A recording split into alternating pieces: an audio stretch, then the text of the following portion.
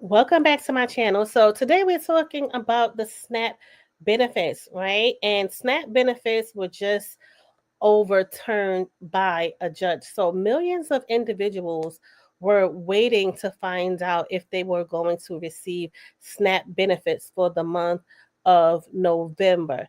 Now, SNAP benefits have been around for years, and there's a lot of people who receive these benefits and depend on these benefits for their family. So, people were discussing what they, were going to do, and, if there were going to be, any way for them to get food for the upcoming time since SNAP benefits were going to be shut down.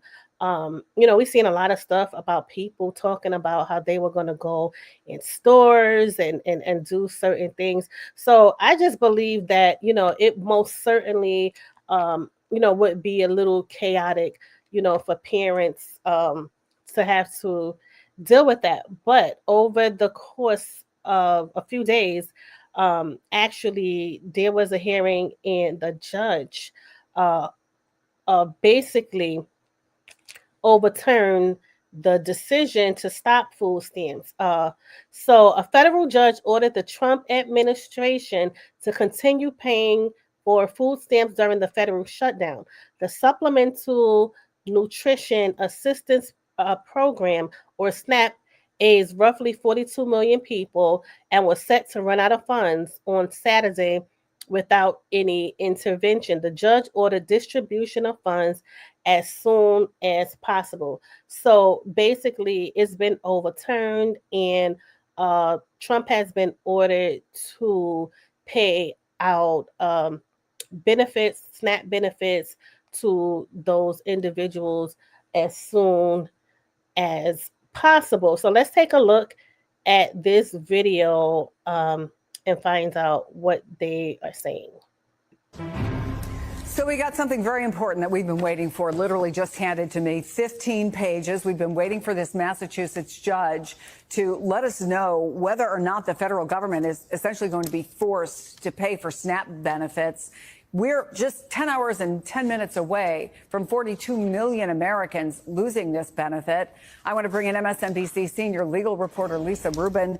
Lisa, what did the judge say? So the judge, Chris, is saying that the defendants are obligated to use the contingency funds that were identified by the state. But they also have another option available, that they can take money that comes off of funds. There are additional funds that also may be available that come from a different source. And so what she is saying is the plaintiffs have shown a likelihood of success on the merits, but they aren't necessarily at the stage that they have shown that they will be irreparably harmed, because they have identified two sources of funding that are enough to cover the shortfall here. And USDA can make a choice whether they take solely from the contingency fund, whether they take some from the other source of money. And she's basically saying they can opt to provide full funding of SNAP benefits from previously appropriated funds. That's why plaintiffs have not yet established their entitlement to a temporary restraining order. So she says the motion remains under advisement. She's not making a decision up or down yet. But by Monday, the defendants, meaning the Trump administration and specifically the USDA,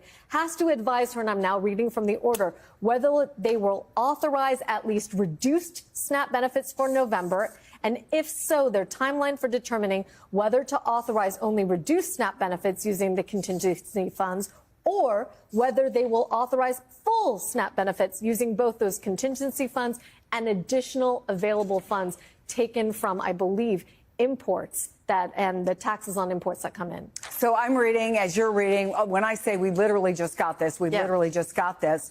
But then is it clear what happens between now and then? Because, again, at midnight tonight, that's correct, 42 million Americans lose this benefit. And she's saying now, I need more information on Monday? Not necessarily. She's saying you have to tell me on Monday how you're going to cover this. So you can either partially cover the shortfall for everyone using just contingency funds, or you can use the contingency funds and other available sources on Monday and meet the full SNAP benefits for everyone nationwide. And on Monday, or no later than Monday, you're going to tell me which of these two options you're going to take. I am giving you two routes out of this, but one or another of them is legally compelled. And that's why I'm not making a ruling on this right now, because by Monday, depending on what you decide to do, I may put my foot down and enter the order that plaintiffs have asked for. All right, I'm going to read something to you, and I want you to put it in English. Okay. It is in English, but it's in legal English. Plaintiffs have demonstrated this is about the likelihood of success. Right. Plaintiffs have demonstrated a strong likelihood of success on the merits of their claim under an administrative procedure, she lays it out, that defendants' suspension of SNAP benefits is contrary to law. Right. Okay. In other words, they can't do this under the law. Is that what this is saying? That's essentially what it's saying. So when you apply for emergency relief, as the plaintiffs have here, one of the things you have to show is that you are likely to succeed when all the evidence is gathered, when you have a full-blown trial on the law, you are the one who's going to prevail. And you have to show that in the meantime, you would be irreparably harmed, such that it has to be that justice would demand an order be entered immediately. So where it comes to the likelihood of their success on the legal claim, she is saying the plaintiffs have shown the Trump administration is interpreting the law all wrong. They are, in fact, required to draw down from a particular contingency fund that Congress has already set aside. They must do that. Where the problem is where she's saying, look, there are two options. And so their refusal to draw down on the contingency fund isn't the only option available to them. By Monday, they have to tell me which of two doors they're going to take. All right. Lisa Rubin, thank you. Really important information. So we got something very important.